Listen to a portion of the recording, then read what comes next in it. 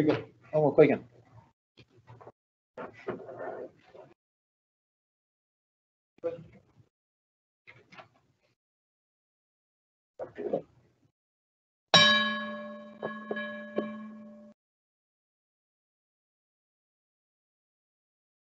Góðan dag. Í dag þriðjudagurinn 8. febrúar árið 2022. Settur fundur í bæjarstjórn Akraneskaupstaðar. Þetta bæjarstjórnarfundur númer 1346 og haldinn hér í miðjunni á Dalbraut 4. Eftirtaldir bæjarfulltrúar eru mættir hér til fundar. Það eru Rakel Óskarsdóttir, Valgarður L. Jónsson sem hér talar og gegnir embætti forseta bæjarstjórnar, Elsa Lára Arnardóttir, Sandra Margrét Sigurjónsdóttir, Kristinn Hallur Sveinsson, Einar Brandsson, Ragnar B. Sæmundsson, Bára Daðadóttir og Ólafur Adolfsson. Og bæjarfulltrúi Bára Daðadóttir tekur þátt í fundinum í gegnum fjarfundabúnað. Það komið fram. Einnig sitja fundinn þau Sævar Freyr Þráinsson bæjarstjóri og Guðný J. Ólafsdóttir verkefnastjóri og Guðný sér ritun fundargerðar.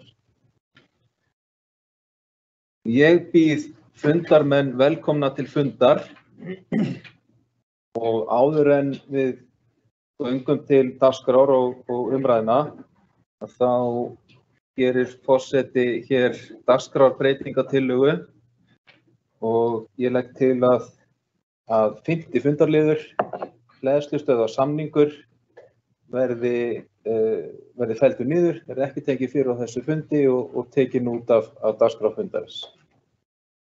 Þeir sem að samþykkja þessa tillögu gjör svo gefa merki. Það samþykkt með 9 atkvæðum. Þannig að fundarliðir 6 til 10 þeir færast á upp í röðinni sem því nemur. Þá göngum við til dagskrár og fyrsti fundarliður hefur málsnúmer 22.01.149 fyrir slökkvilið, bíla og tækjakaup.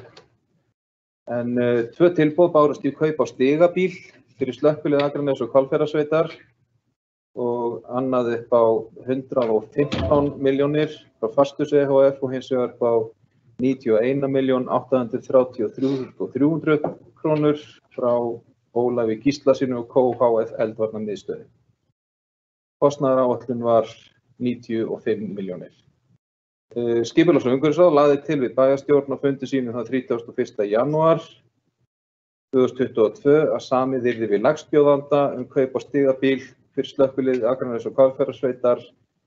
Bæjarráð tók málið fyrir á fundi sínum 3. febrúar og samþykkti einnig og vísar kaupunum hér til afgreiðslu í bæjarstjórn. Og orðið laust. Bæjarfulltrúi Ragnar B. Sæmundsson, gjörðu svo vel.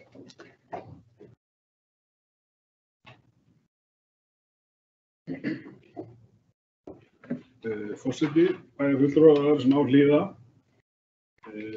Ég vil byrja á því að fagna því að við séum það lítið út við séum ósk að fá stigabíl. Þessi bíl þetta gríðarlega góð bíl. Þetta Iveco árið 2019, keyrður einungis 110 km. Þannig að þó hann sé orðinn, þó hann sé 2019 þá þetta nýr bíl. Hann keyrður ykkur 20 tíma á krana, 42 metra bíl með 5 metra jeppi.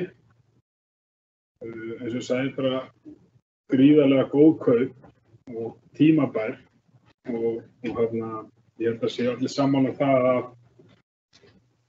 það var kominn tími á vissa endurnýjun í slökkviliðinu. Þessi bíl kannski þannig að þessi kaup að við höfum kannski ekkert það að segja. Svo kannski allir muna þá var gamli bíllinn okkar dæmdur ónothæfur og búið að selja hann. En það líka búið að endurnýja hana. 2021 kom Benz Sprinter mannskapsbíl og svo gert ráð fyrir 2024 að komi nýr dælubíl.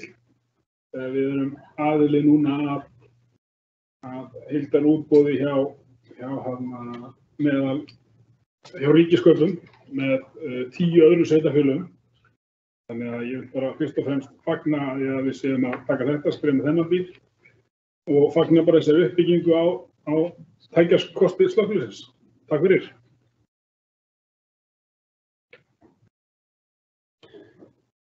Takk fyrir. Bæjarfulltrúi Ragnar B. Sæmundsson. Eru fleiri sem óska eftir að taka til máls? Svo er ekki og þá förum við í atkvæðagreiðslu. Þeir sem að samþykkja kaup á stigabíl fyrir slökkvilið Akraness og Hvalfjarðarsveitar frá Ólafur Gíslason og Co. hf. Eldvarnamiðstöðin fyrir krónur 91.833.300 eru þá vinsamlega beðnir að gefa merki. Það er samþykkt með 9 atkvæðum, ekki satt? Jú.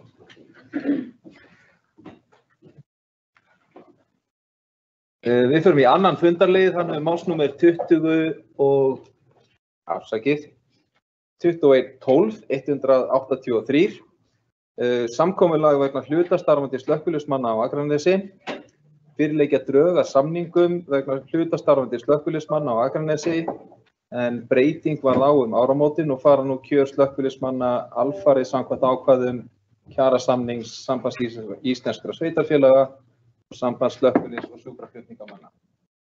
Fyrirliggjandi samningar hafa fengið jákvæða afgreiðslu hlutastarfandi slökkviliðsmanna á Akranesi og hafa verið til umfjöllunar á vettvangi Akraneskaupstaðar og Hvalfjarðarsveitar.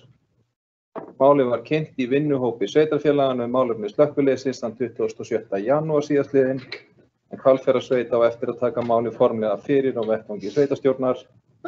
Bæjarráð hefur samþykkt samningana og vísa þeim til bæjarstjórnar Akraness til endanlegrar samþykktar. Orðið er laust þennan fundarlið og Bára Daðadóttir, bæjarfulltrúi, fær orðið, gjörðu svo vel. Takk. Forseti ágætu bæjarfulltrúar og þeir sem á okkur hlýða. Þar sem að eiginmaður minn er í slökkviliðinu ætla ég að fá að víkja af fundi. Takk.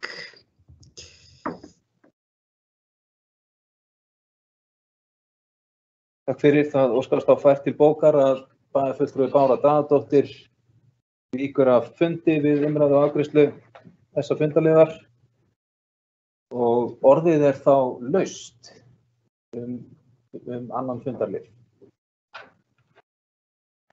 Það er enginn sem að óskar eftir að taka til máls. Þá legg ég hér undir atkvæðagreiðslu í bæjarstjórn að bæjarstjórn samþykki samningana með fyrirvara samþykki Hvalfjarðarsveitar. Sem að samþykkja þá afgreiðslu gjörsóla gefa merki. Það er samþykkt með 8 atkvæði. Þá er rétt að kalla bæjarfulltrúa Báru Daðadóttir aftur inn á fundinn.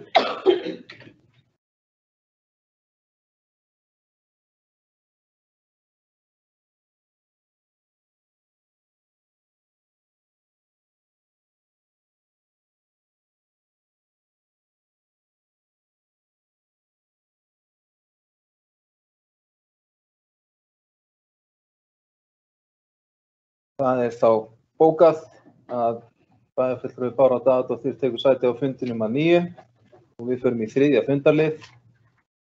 Hann hefur málsnúmer 21.12.034, Hausthúsatorg, bensínstöð N1. Er ræða erindi frá Festi þar sem óskað er eftir 12 mánaða fresti á tímaramma vegna samkomulags lóðaleiguréttindi. Bæjarráð samþykkti viðauka við fyrirliggjandi rammasamkomulag Akraneskaupstaðar og Festi hf. Sem dagsett er 7. ágúst 2020 og vísar til bæjarstjórnar hér til endanlegrar afgreiðslu. Og orðið er laust. Bæjarfulltrúi Ragnar B. Sæmundsson, gjörðu svo vel.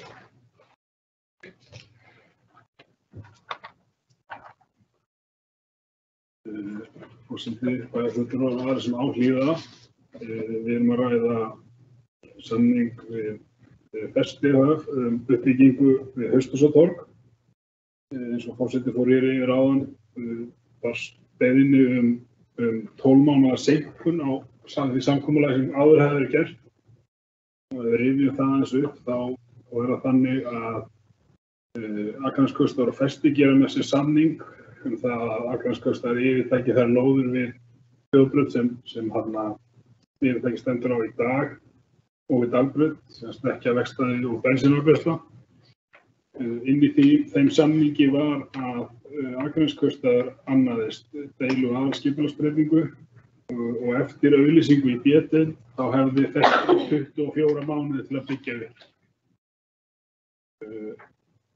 Þessi skipulagi í B-deild núna og mun auglýsingatímanum lýkur í mars. Þá ætti þessi 24 mánuðir að byrja að tikka. Festi óskaði eftir 12 mánaða frest. Samningurinn sem verið núna eftir umræðu gerir ráð fyrir 6 mánuð, þannig að þessi tími færi það í 30 mánuð. En auk þess kemur viðauki inn í samninginn þar sem við raun og veru höfum meiri sveigjanleika inn á lóðinni meðan þeir eru ennþá við Þjóðbrautina. Til dæmis hvað varðar uppbyggingu við Dalbraut 10. Þá getum við útvíkkað á lóð inn á núverandi lóð Festi N1, svo framalega sem það trufli ekki þeirra starfsemi og eins við Þjóðbraut 11, þar sem í dag eru sjúkrabílarnir að fá lóð aftur, svo framalega sem það trufli ekki þeirra starfsemi. Þannig að ég held að það sé mjög góð samningur. Staðan fyrir að við séum í raun og veru í starfsbólum með 24 mánuði, þá getum við byrjað strax á að ákveðnum hlutum og sem held ég að það sé bara okkur mjög hagfellt. Takk fyrir.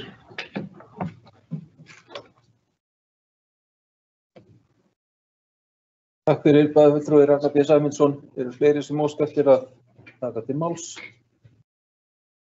Það er enginn sem kveður sér hljóðs og þá bið ég þá sem að samþykkja erindi Festi hf viðauka við fyrirliggjandi rammasamkomulag að gjöra svo að gefa merki. Það er samþykkt með 9 atkvæðum. Þá förum við í 4. fundarlið. Hann hefur málsnúmer 2112-207. Þetta er deiliskipulag Dalbrautar, breyting á Dalbraut 8. Ræða breytingu á deiliskipulagi. Skipulagsbreytingin var kynnt mánudaginn 17. janúar 2022 á opnum Teams-fundi og fundargerð þess fundar liggur fyrir. Ein ábending barst dagsett 30. janúar 2022. Skipulags- og umhverfisráð hefur kynnt sér ábendinguna og leggur til við bæjarstjórn að skipulagsbreytingin verði auglýst samkvæmt 1. málsgrein 43. greinar skipulagslaga númer 123 frá árinu 2010. Og orðið er laust þennan fundarlið. Það er bæjarfulltrúi Ragnar B. Sæmundsson sem fær orðið. Gjörðu svo vel.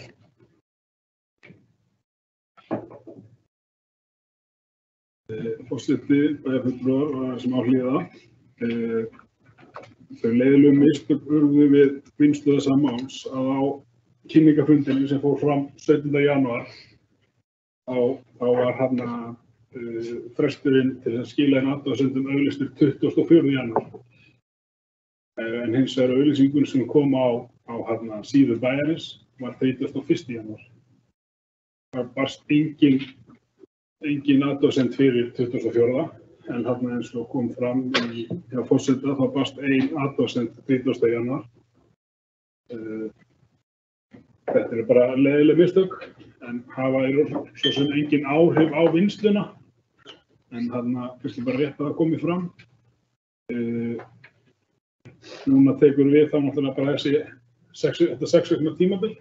þar sem íbúar eða aðrir hagsmunaaðilar geta komið með athugasemdir.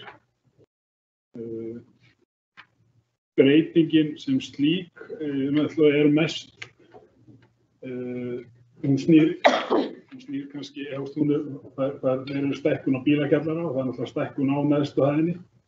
En það er engin stækkun á grunnfleti húsi sem slík eða hækkun eða þannig. En já, ég vildi bara koma þessu upp og fara yfir þessi mistök og harma þetta. Takk fyrir.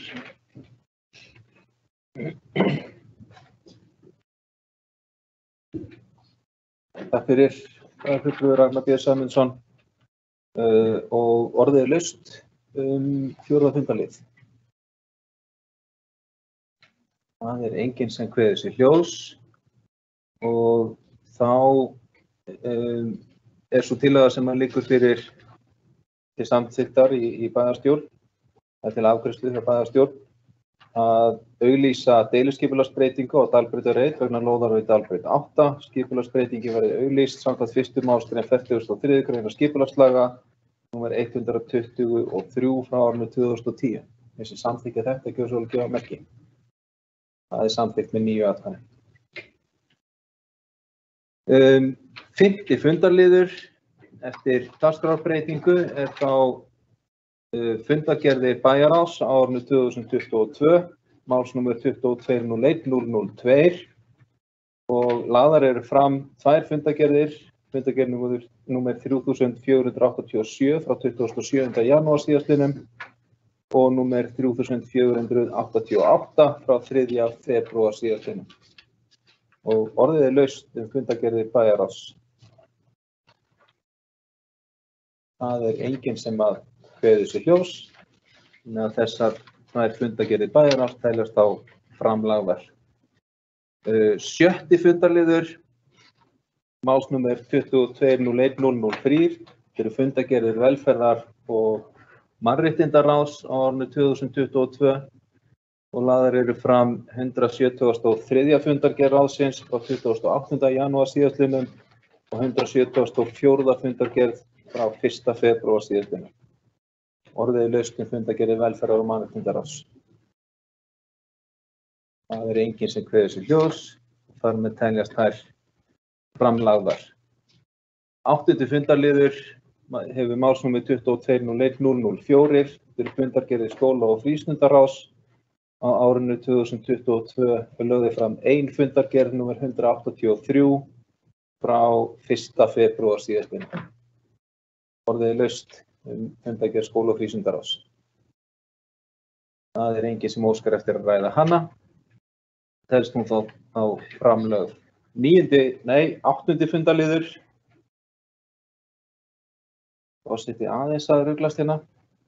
8. fundarliður hefur það málsnúmer 2201-005, fundargerðir skipulags- og umhverfisráðs á árinu 2022. Lagðar fram 3 fundargerðir, númer 227 frá 24. janúar síðastliðnum, númer 228 frá 31. janúar og númer 229 frá 7. febrúar síðastliðnum. Orðið laust þessar fundargerðir skipulags- og umhverfisráðs. Bæjarfulltrúi Einar Brandsson, orðið, gjör svo vel.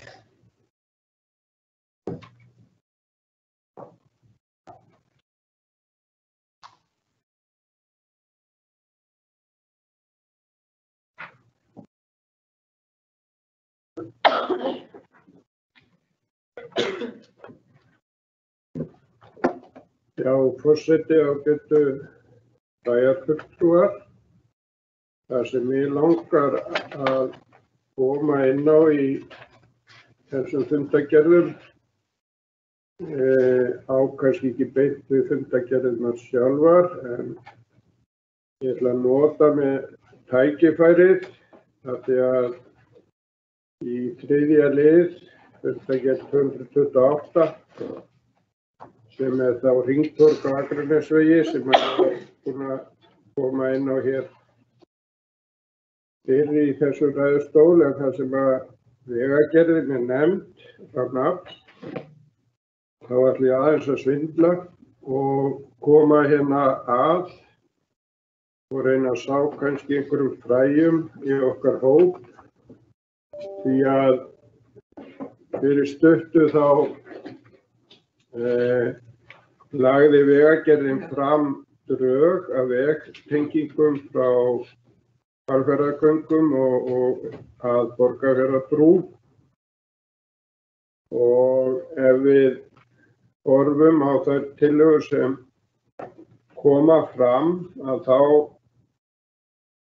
stefna þær allar að því að vegurinn verði austanmegin við Akrafjallið eins og hann í dag og með tilheyrandi raski og öðrum breytingum til að auka á umferðaröryggi þá allavega tengipunktar og hliðarvegir og annað sem að þarf að fara í.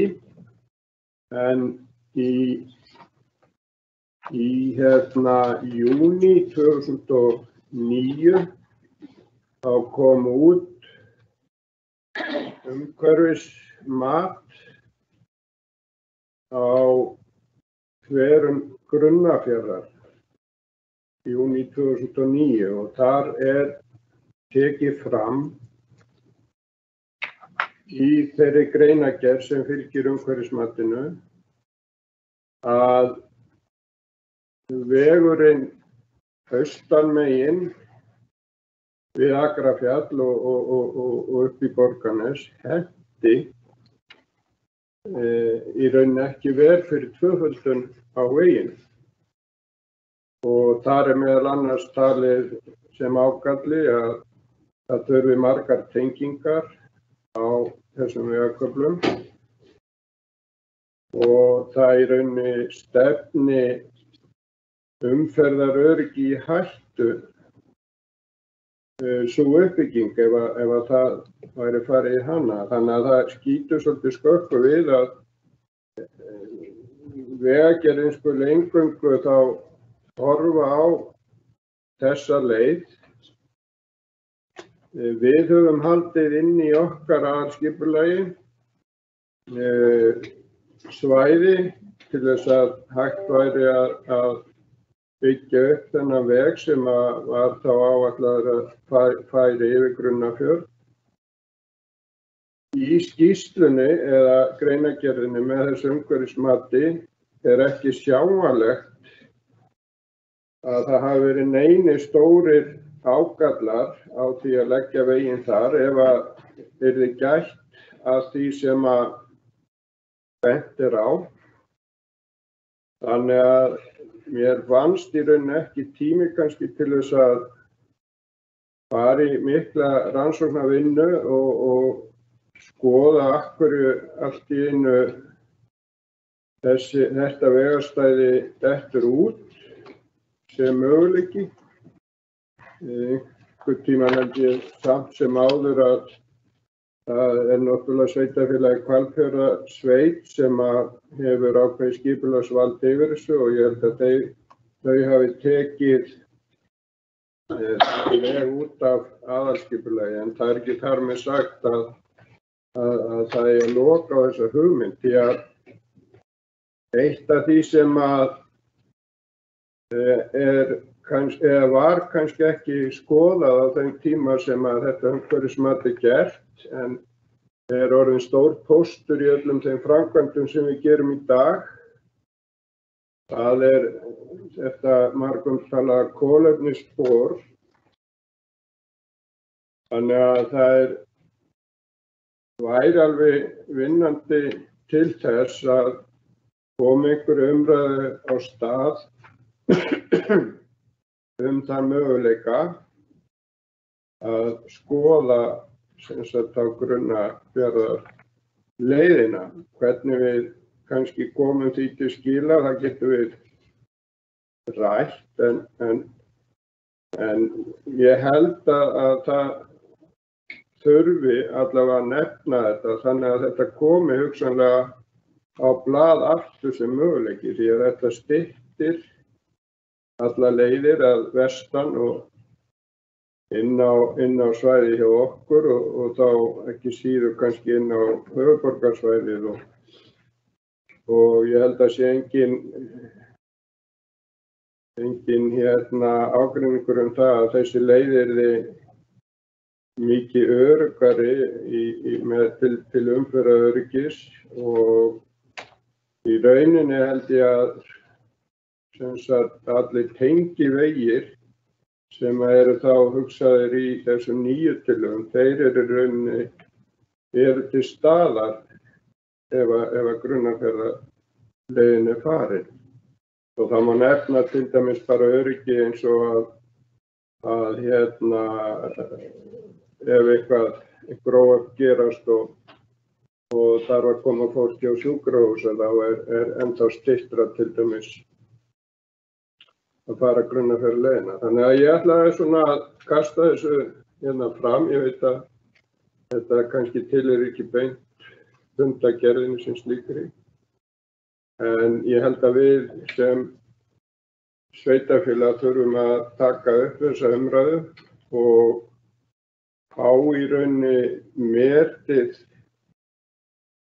inn í þetta svokallaða kolefnisspor og ef að kannski sýnir það okkur bara að það sé hagstæðara að fara í alla þær framkvæmdir sem þarf við núverandi vegastæði. En það þyrfti allavega að kanna það. Kasta þessu hérna fram. Takk fyrir.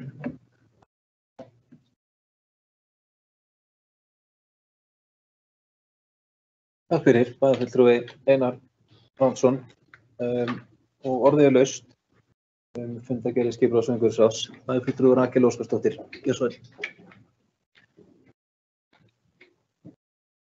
Forseti, ágætu bæjarfulltrúar og aðrir sem að vera að hlýða á fundinn. Ég langaði aðeins að spyrjast út í 7. lið á fundi númer 228. Öryggismyndavélar á stofnanir Akraneskaupstaðar. Þar kemur fram að kerfisstjóra sé falið að skoða lóðir við Brekkubæjarskóla, Grundaskóla og Teigasel með tilliti til þess að hvernig hægt að vakta mannvirkin innan lóðanna.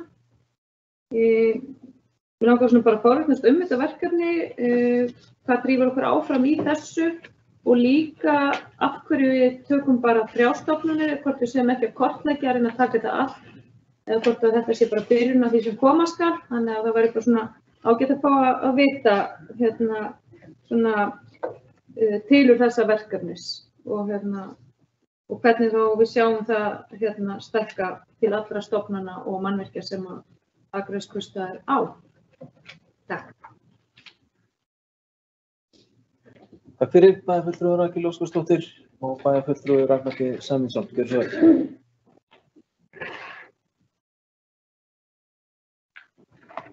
Forseti, bæjarfulltrúar sem á hlýða á. Ég ætla kannski að byrja á því að bregðast aðeins við sem bæjarfulltrúi Einar Brandsson, hans hugleiðingum. Ég tek svo sem alveg undir þær. Ég held að það séu ansi margir sem hafi horft til Grunnafjarðarins. En rétt eins og hann benti á, þá náttúrulega þetta ekki í aðalskipulagi Hvalfjarðarsveitar. Þetta er tekið út og í þeim drögum sem til kynningar hjá þeim núna, þá þessi veglína ekki. Og það er sjálfsagt ástæðan fyrir því að Vegagerðin horfir ekki á þessa leið. En það er margt við þessa nýju leið sem er skrítið. Ef við spáum í bara veltinu fyrir mér daginn og var að skoða þetta í vefsjáni á FSO. Ég held til dæmis í dag að frá miðlínu vegar að beitistöðum séum við að tala eitthvað 60 metra meðan reglurnar gera ráð fyrir held í 100 metrum á lágmarki. Ef við skoðum vefsjána þá sjáum við að vegurinn færist töluvert nær íbúðarhúsinu. Auk þess sem eins og bæjarfulltrúi Einar benti þarna þá á eftir að koma gífurlegt magn af alls konar tengivegum og raun og veru vegirnir allir heim að bæjum verða settir til hliðar.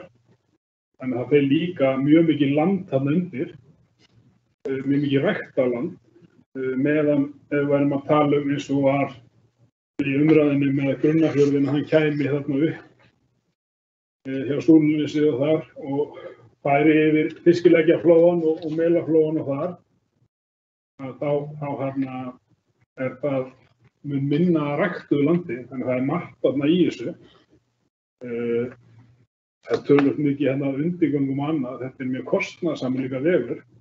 Ef við skoðum til dæmis bara mislægu gatnamáti sem koma hér eftir afleggja hjá okkur, þetta er rosalega mikil framkvæmd og maður veltir alveg fyrir sig líka gætu þá farið jafnvel í staðinn fyrir að fara í 1+2 að fara bara í 2+2 alla leið eða var rétt að fara í hagkvæmari legu En eins og ég sagði, þetta náttúrulega ekki inn á aðalskipulag Hvalfjarðarsveitar og þá er mjög lítið þetta að gera, sjálfhægt. Hvað varðar hér spurningu bæjarfulltrúar Rakel Óskarsdóttur öryggismyndavélar, þá það þannig að það í dag öryggismyndavélar við Akrasel og Vallasel. Það gert ráð fyrir því við nýja leikskólann eða nýja Garðasel að þar komi upp öryggismyndavélar. Þannig að eftir standa þá af þessum leikskólum og stendur bara Teigasel, þess með hann talin upp þarna. Ástæðan fyrir að við erum kannski að fara svolítið þessa leið að það hefur verið töluvert skemmdarverk á húsnæðinu. Það hefur til dæmis var farið í töluverðar framkvæmdir á skólalóðinni síðustu 2 ár. Það hefur verið gerðar tilraunir til að skemma ný leiktæki. Það hefur verið brotnar rúður. Nú síðast var náttúrulega þessi bruni í skólanum. Í mínum huga það var svona vel ákveðin fælingamál. Við getum líka, eða þeir sem hafa aðgang að vélunum, geta þá fylgst með hvað að gerast ef eitthvað kemur upp. Og eins líka þarf ekkert endilega að vera skemmdarverk. Það getur líka verið bara alls konar ofbeldi eða hegðun sem við bara viljum reyna að koma í veg fyrir útiloka. Hvað varðar aðra stofnanir, ég mjög fylgjandi því að við setjum vélar á allar okkar stofnanir. Eins og við séum kannski almennu umræðu með salerninu uppi í Garðalund, sem margítrekað búið að skemma, og höfum við verið að bíða eftir mastri sem að vísa núna til þess að komast í nettengingu. Og leið og það komið upp og það í okkar samningu við Míla, við megum nýta það mastur undir þannig búnað, bæði myndavélar og endurvarpbúnað og það sem við þurfum að setja upp fyrir kaupstaðinn, þá koma vélar þar. Þarna erum við að tala að kortleggja þá Brekkubæjarskóla og hugsanlega þá allavega yfir á aðra hliðin á íþróttahúsinu. Grundaskóla sem náttúrulega, ef við hugsaum lögum skólana, töluvert flóknara. Grundaskóli svolítið leiðilegur í laginu og ætlar að fara myndavélavæðan. En þá á sama tíma líka þá Garðasel þá tekinn, því hann fyrir náttúrulega svo undir skólan. En í framtíðinni og núna til dæmis í þessum framkvæmdum við nýja íþróttahúsið annað, þá eigum við að gera ráð fyrir því að það komi upp eftir því. Lögin svo algjörlega skýr gagnvart persónuverndinni, hvernig við megum meðhöndla þetta. Og áður að farið á stað í Vallasel og Akrasel, það var það bara mál unnið og það hafi ekki komið upp neinir hnökrar á því. Þannig að ég treysti bara að við munum vinna þessi mál áfram þannig. Þannig að já, ég held ég bara að svara spurningunni. Þetta fyrsti áfangi og vonandi bara klárum við að setja vélar á allar okkar stofnanir. Takk fyrir. Takk fyrir bæjarfulltrúi Ragnar B. Sæmundsson. Eru fleiri sem óska eftir að ræða fundargerðir skipulags- og umhverfisráðs? Svo ekki og teljast þessar 3 fundargerðir þá fara með framlagðar. Síðasti fundarliður, 9. liður, málsnúmer 22.02.006, fundargerðir SSVAF á árinu 2022 og lögðu fram 167. fundargerð stjórnarsamtaka sveitarfélaga á Vesturlandi á 27. janúar síðastliðnum. Og orðið laust þessa fundargerð, bæjarfulltrúi Ólafur Adolfsson fær orðið.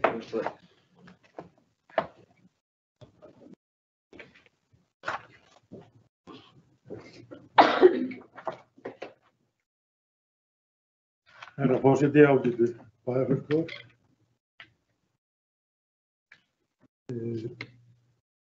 Ég svolítið forvitin þriðja lið fundargerðarinnar sem heitir ráðstefna samninga sveitarfélaga.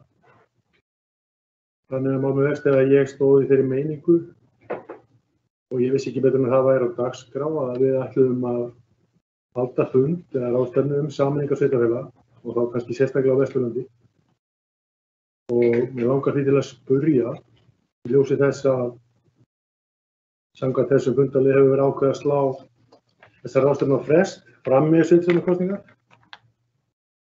Þá langar mér til að forvitnast hjá fulltrúum okkar sem eru Bára Staðadóttir og Einar Brandsson.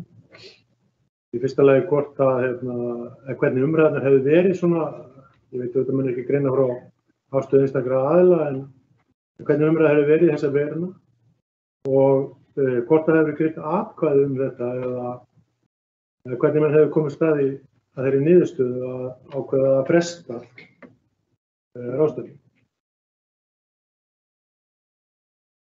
Takk fyrir bæjarfulltrúi Ólafur Adolfsson og næsta á mælendaskrá er bæjarfulltrúi Rakel Óskarsdóttir. Gjörðu svo vel.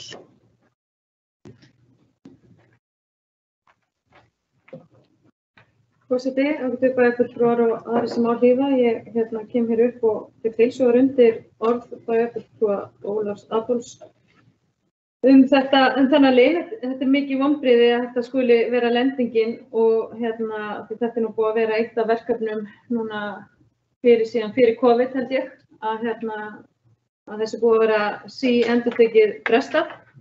Þannig að ég hlakka til að heyra svör frá okkar fulltrúum. Mig langar líka að spyrja fjórða lið, breytingar á lögum barnaverndarþjónustu. Þarna var lagt fram minnisblað til kynningar frá fundi SSVAP og sveitarfélaganna á Vesturlandi áhrif breytinga nýrra laga barnavernd á barnaverndarþjónustu á Vesturlandi. Þetta er væntanlega stórmál fyrir mörg sveitarfélög á Vesturlandi, þar sem að mörkin eru skýr í reglugerðinni. Og mér langar svolítið að heyra hvernig þetta mál hafi verið rætt innan stjórnar. Við þekkjum hvernig þetta var áður fyrr að við sinntum þessi tímabundi fyrir Hvalfjarðarsveit. Hvalfjarðarsveit er í þjónustu til borgarbyggðar. Þá eru væntanlega komin í 3000 rúmlega íbúa og hvernig ætla menn að reyna að leysa svona þjónustusvæði. Þannig að mér langar bara að farnast hvernig umræðan hefur verið á fundi sveitarstjórnar.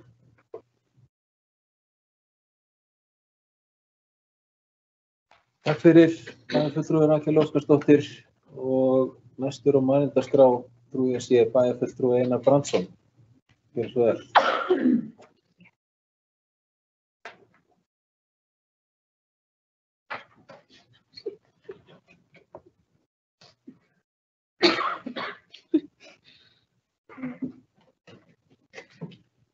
Forseti, ágætu bæjarfulltrúar. Mér er ljúft og skylt að reyna að svara þeim spurningum sem hér komu fram frá bæjarfulltrúum Óla Adolfssoni og Rakel Óskarsdóttir, og ef að ég fer með rangt mál eða kannski ekki nóg þá grípur bæjarfulltrúum Bára Staðadóttir kannski inn í og eftir, en hún situr einmitt í stjórninni ásamt mér.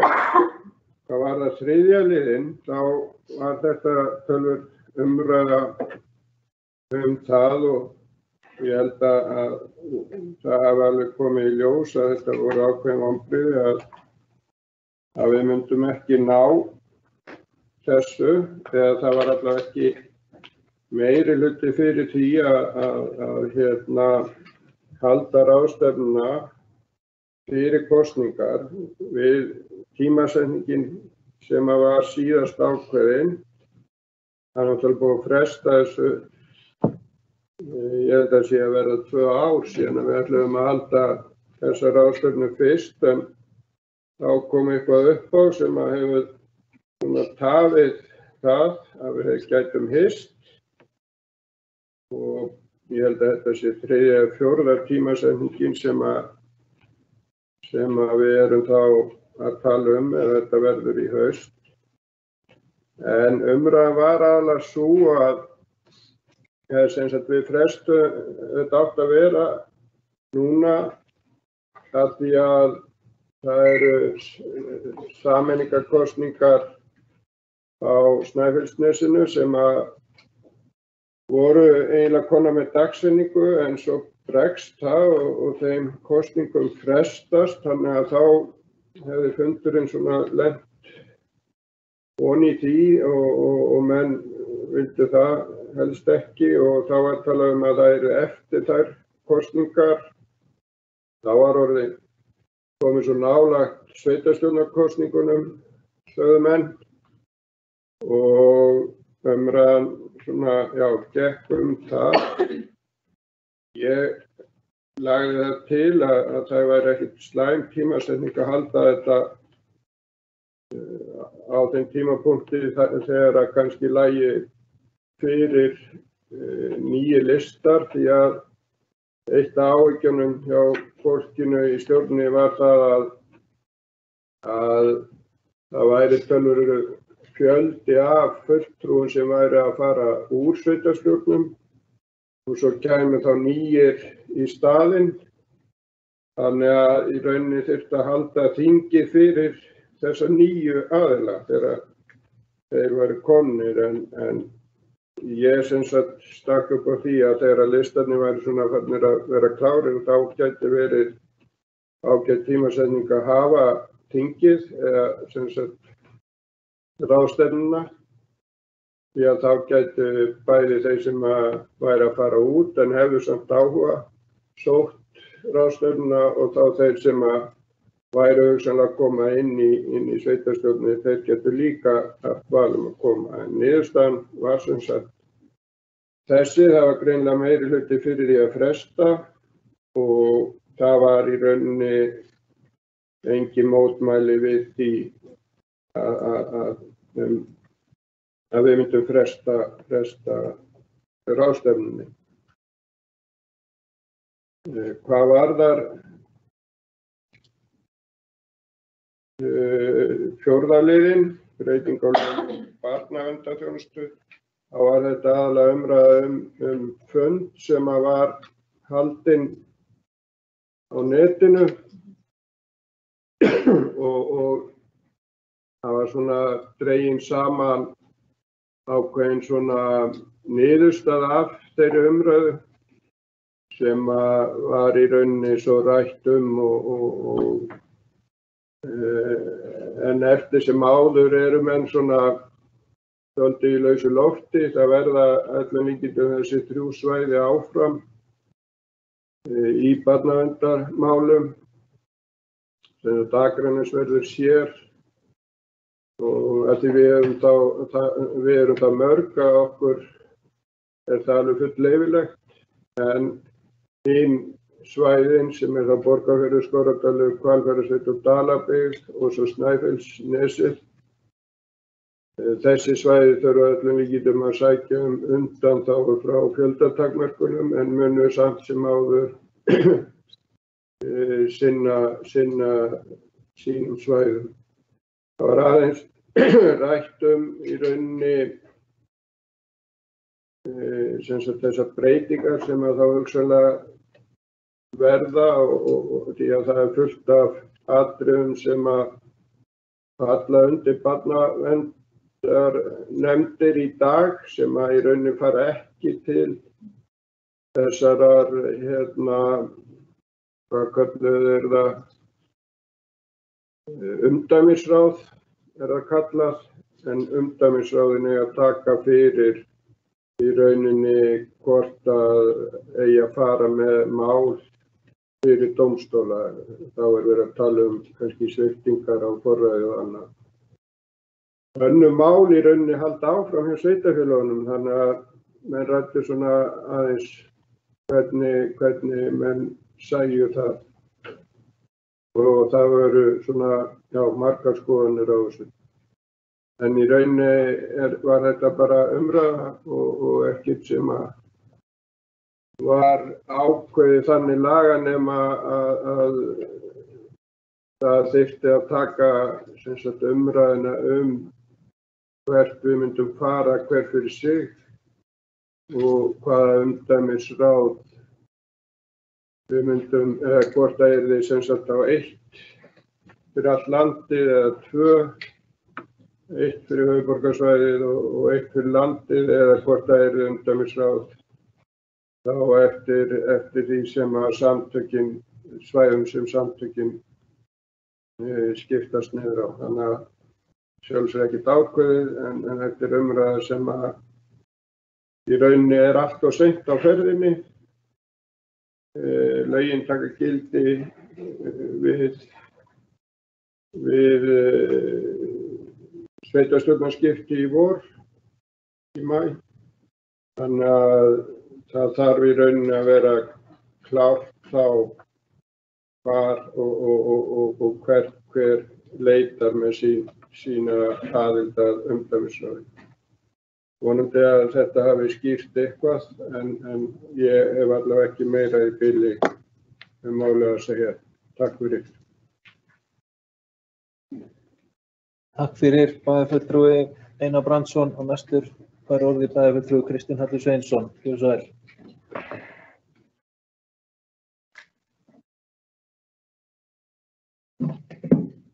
Forseti, ágætu bæjarfulltrúar og aðrir sem á hlýða. Ég satt nú ekki í þennan fund en ég veit aðeins málið. Varðandi fjórðalið spurningu barnaverndina að veit nú ekki hvort það gerist á þessum fundi en ég held að Páll Brynjarsson framkvæmdastjóri sé með að skoða og hafi verið falið að skoða þessi mörk á þjónustusvæðin innan Vesturlands.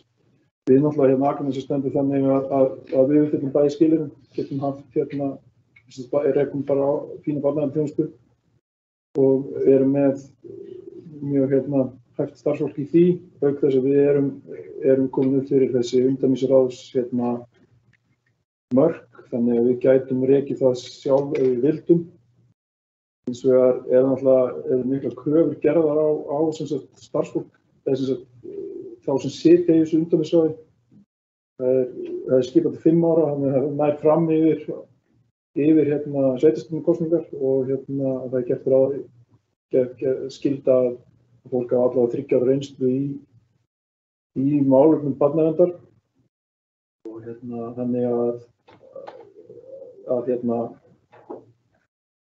það gerir náttúrulega kröfu á að fólk hafi þekkingu og skilning og viti hvað er að gera.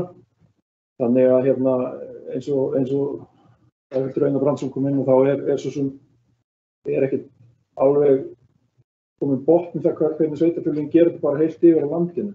Hvort það verður umdæmisráð fyrir Reykjavík og síðan annað umdæmisráð fyrir allt landi sem stendur utan höfuðborgarsvæðið.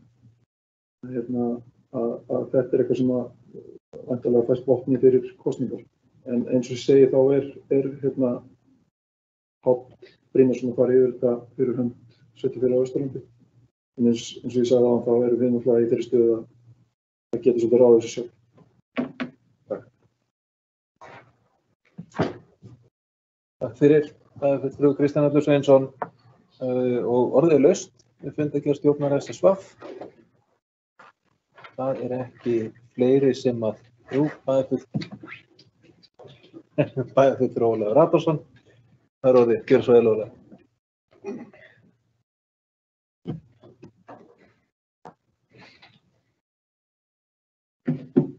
Herra forseti, ágætu bæjarfulltrúar. Ég ætla að byrja á því að þakka fyrir þau svör sem voru veitt hér niðurstöðu þessa fundar. Ástæðan fyrir því að ég að lýsa hér yfir vonbrigðum með þetta er að það er búið að vinna gríðarlega mikla vinnu í tengslum við þá staðreynd að sveitarfélög á Íslandi eru of mörg og of mörg þeirra eru of veikburða til þess að sinna í rauninni þeirri þjónustu sem íbúar eiga rétt á eða geta gert kröfum. Svo langar mig líka að nefna annað að það hefur verið unnin gríðarleg vinna af hálfu sveitarstjórnar fulltrúa og væntanlega á öllum þessum stöðum í að máta sig við þessar reglur sem verða og þetta, þið muni kannski hvernig það var.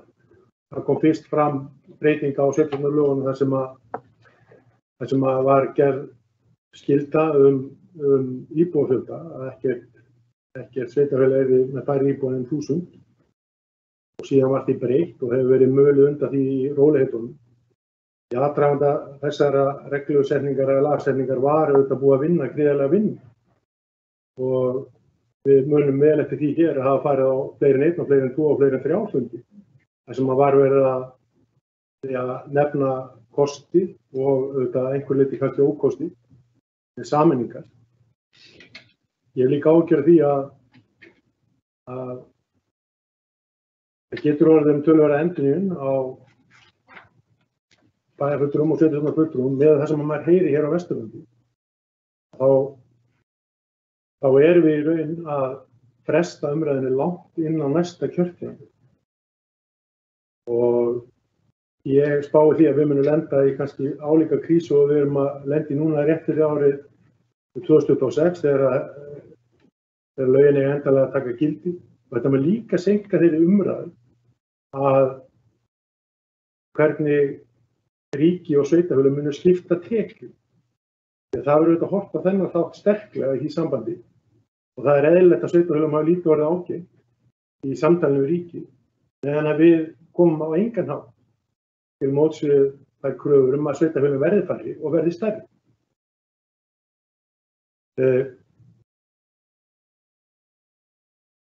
Ég hefði svo gjarnan viljað eiga samtal við nágranna okkar í Hvalfellssveit, því ég hef ekki farið leitt með það að ég tel að þessi 2 sveitarfélög eiga sameinast og tel allar forsendur til þess og held að það verði til farsældar fyrir bæði þessi sveitarfélög og geti gefið okkur umtalsvert meiri slagkraft en við höfum í dag. En ég verð að nefna að mér fannst táknrænt á þessum fundi, þá var fyrsti fundarliður, eða annar fundarliður fyrir gefið, þá var verkefni brothætta bygg, sem að lýsir kannski ágætlega, eða það átti að vera ágætlega þessi upptaktur að liði nr. 3. Því að það eru auðvitað staðreynd, að það eru sveitarfélög á Vesturlandi sem að eru að berjast í bökkum og munu fyrirsjáanlega ekki geta staðið undir þeirri þjónustu sem að íbúar gera kröfum í dag og verður alveg örugglega vaxandi krafa hálfu íbúa í framtíð.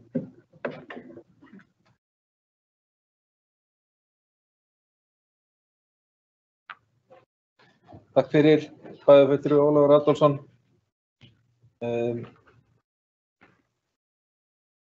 Ég ætla aðeins að tala hérna bara úr sæti forseta og ég bara ræð mér ekki vegna þess að ég verð að fá að bara taka undir hvert einasta orð sem að bæjarfulltrúi Ólafur Adolfsson sagði hérna þegar ég sá þessa afgreiðslu á þessum fundaliði í fundargerðstjórnar SSV.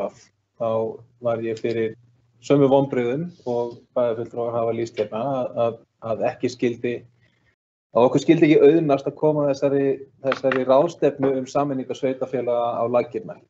Vegna þess að ég held að við öll bara sveitarstjórnarfólk á Vesturlandi hefðum haft virkilega gott af því að koma saman og ræða þetta málefni.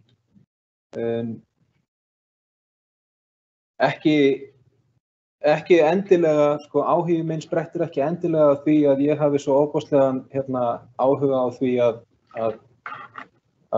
Akranes sameinist Hvalfjarðarsveit. Ég hef áhuga á því að Akranes og Hvalfjarðarsveit sameinist. Þetta er eitt svæði af öllu leyti samkvæmt minni upplifun. Ég er alinn upp í Hvalfjarðarsveit, ég bý á Akranesi. Þetta hefur alltaf verið eitt og hið sama í mínum huga og á að mínum mati bara vera eitt og hið sama. Heldur fyrst og fremst vegna þess að mér er umhugað sveitarstjórnarstigið sem slíkt og þá þjónustu sem að íbúar þiggja af sveitarfélögum. Ég tók þátt í samtali með nokkrum kollegum mínum fyrir skömmu þar sem að verið var að ræða til dæmis skólamáltíðir. Og það var verið að bera saman hvernig þetta væri í mismunandi sveitarfélögum. Og á meðan að í sumum sveitarfélögum var boðið upp á skólamáltíðir, gjaldfrjálsar, að þá var upplifun íbúa í öðrum sveitarfélögum að það væri einfaldlega ekki möguleiki í ákveðnum sveitarfélögum að bjóða upp á það.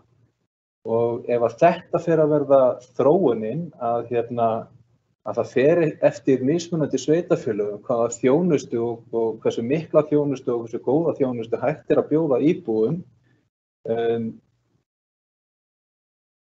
að þá erum við hérna að feta svolítið hættulega braut. Við hljótum að þurfa að haga málum þannig og sveitarstjórnarstigið sé þannig að íbúar fái sömu þjónustu, samskonar þjónustu og jafn góða þjónustu sama hvar þeir búa. Og að hérna sveitarfélög og þessi tryggt að sveitarfélög geti staðið undir þeirri þjónustu sem þau eiga að veita. Þannig að hérna svona tekið undir allt það sem að kom fram í góðri ræðu bæjarfulltrúa Ólafs Adolfssonar hér áðan og að hérna það leiðilegt að okkur skyldi ekki takast að halda þessa ráðstefnu en vonandi verður hún haldin og vonandi verður hún vel sótt af þeim sem að þá verða komnir inn í sveitarstjórnir á Vesturlandi og vonandi tekst okkur að mjaka þessum málum áfram vegna þess að í mínum huga þá það óumflýjanlegt. Það bara tímaspursmál hvenær sveitarfélögum á Íslandi verður fækkað og þau að leið stækka og eflast. Og það sem að ég upplifa að minnsta kosti að sé að gerast svolítið mikið núna að það verið að leika endalaus og taðaleiki. Og hérna það bara engum til sóma og við þurfum bara að koma okkur út úr því og fara að róa að því öllum árum að styrkja sveitarfélögin og það gerum við með því að fækka þau og stækka. Vona að þetta hafi ekki þótt of grimmt og pólitískt svona úr hinu hlutlausa sæti forseta bæjarstjórnar. En orðið laust að nýju fundargerð stjórnar SSV. Það enginn sem að biður orðið og þar með telst þessi fundargerð lögð fram og fleira ekki á dagskrá þessa bæjarstjórnarfundar. Ég þakka bæjarfulltrúum fyrir fundarsetuna og fyrir góðar umræður og segi þessum fundi slitið.